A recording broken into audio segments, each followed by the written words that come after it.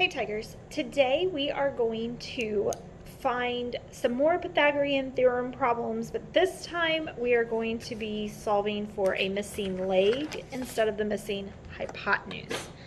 So I'm just going to title this More Pythagorean Theorem.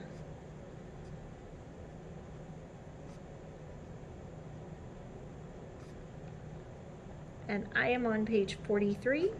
That may or may not be where you are, but hopefully you're somewhere close to that.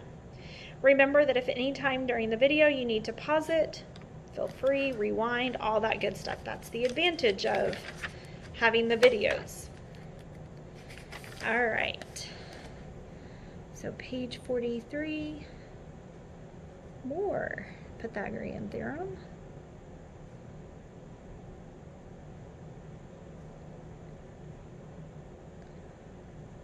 And just as a reminder, our formula is a squared plus b squared equals c squared.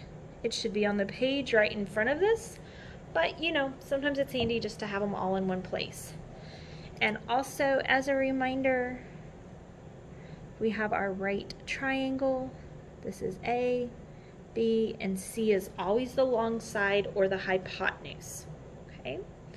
All right, so we're gonna go ahead and go straight into our examples because we don't really need to talk about which parts are the legs and the hypotenuse again. We have those on the other side. Remember, A and B are your legs, C is your hypotenuse. So this time this is going to be missing legs. Sounds kind of funny, like you're missing a leg. Nope, just the side of your triangle. All right, so we're gonna jump into some examples. So I'm gonna sketch a right triangle real quick. And this one's going to be 17 and 18, and this is my x. So remember that this is A, B, and C. Okay, so that when you go to fill that into your formula, we're talking about a squared plus b squared equals c squared. So my A is 17, so 17 squared. I don't know b, so that's x, and c is 18. You will want your calculator handy for these. So I'm just going to type in 17 squared, and I get 289 plus x squared. 18 squared is 324. Okay, and then this is just solving an equation. I'm going to subtract 289 from each side. This one's going to zero out. I'm left with x squared equals 35. Then remember, we're going to find our square root because I don't want to know what x squared equals. I want to know what x equals. So remember, the square root of x is x, and then the square root of 35. Okay, so this happened to some of y'all I know earlier where you ended up with it would just carry the square root over. Just tap on the number and it will give you your decimal. And we're going to round to the nearest tenth, so 9 is in the tenths place, and the 1 tells me to let it rest, so 5.9. Okay, so that would be my answer to that problem. So not terribly different than what we did before, just a little different. Okay, let's try another one.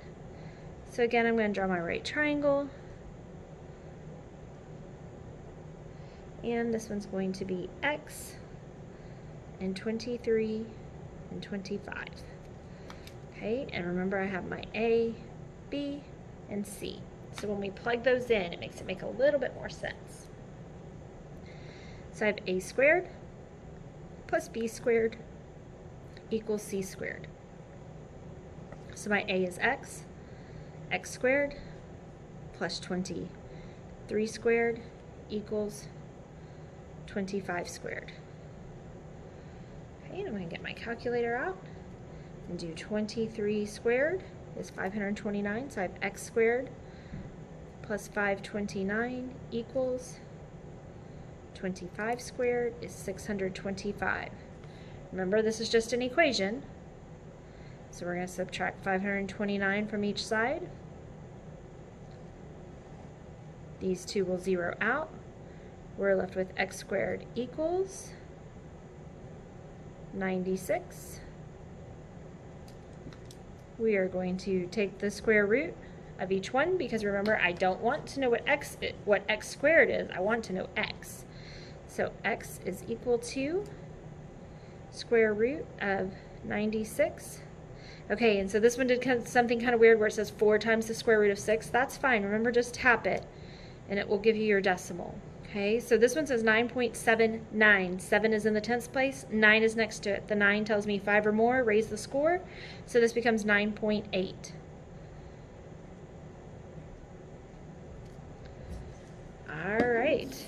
That's really all there is to solving for a missing leg on using the Pythagorean theorem. So go do your assignment and have a great day.